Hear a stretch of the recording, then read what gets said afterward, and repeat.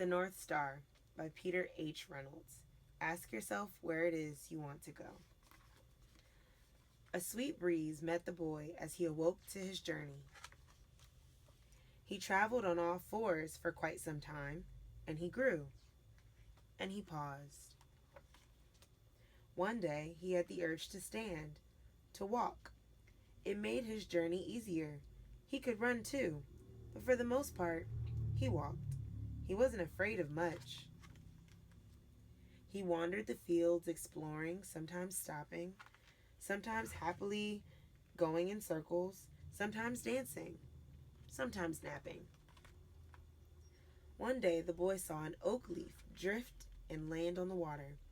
He wondered how the leaf managed to float, the way the stars seemed to float in the night sky. A spray of sand interrupted his thoughts. "Where are you going in such a hurry?" he asked. But the rabbit shot out of sight, disappearing onto a path the boy had never noticed before. The boy left the floating leaf and wandered toward the path. There he saw a cat. The cat purred gently. "Where did the rabbit go in such a hurry?" the boy asked. "He was in a rush to start his journey. It's time for you to start your journey too." "Oh, but I have been on a journey," the boy cried. "I've seen many wonderful things. Some I understand, and some I don't, like how that leaf floats on the water."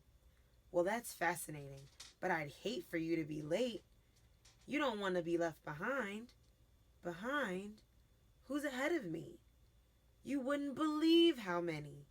You know, you're not the only one on this journey. Plenty ahead of you, lots to follow." The boy began walking down the path. It stretched out far ahead of him. Signs kept pointing him along the way.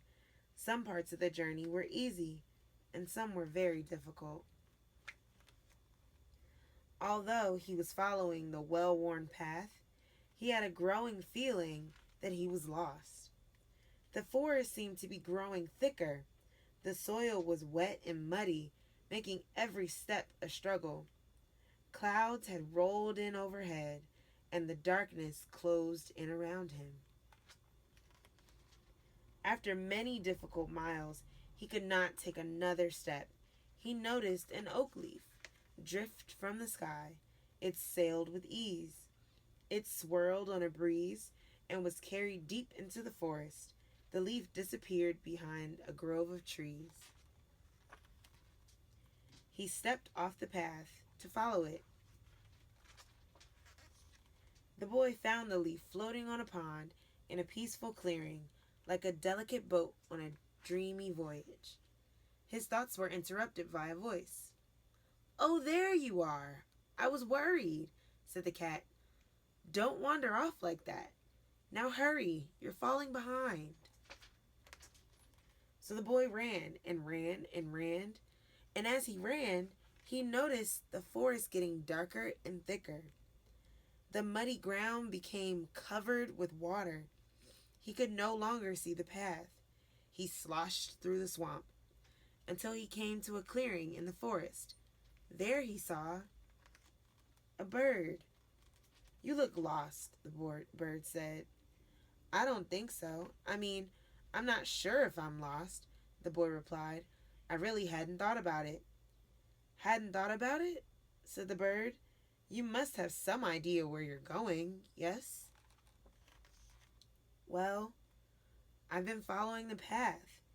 It seemed as if many people have taken it before me, and there have been many signs along the way, and a very helpful cat guided me back to the path when I started to wander." The crickets fell silent as the bird asked, "But where do you want to be going?" "I'm not sure," said the boy as he looked around at the dark, tangled swamp. "But I do know that this isn't where I want to be. I guess I am lost." The bird said, "Ask yourself where it is you want to go, and then follow the signs you already know."